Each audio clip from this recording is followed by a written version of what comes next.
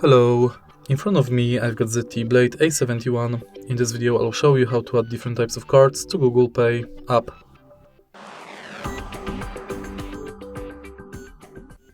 In the beginning, let's go to Google Pay and select Add a Card button. Now enter loyalty, gift card or public transport. Firstly select card.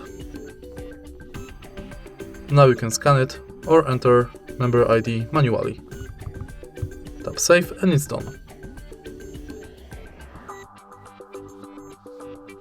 You can do the same thing with gift card and public transport. All of your cards will appear on the homepage of Google Pay. And that's it. If you find this video helpful, please leave a like, comment and subscribe.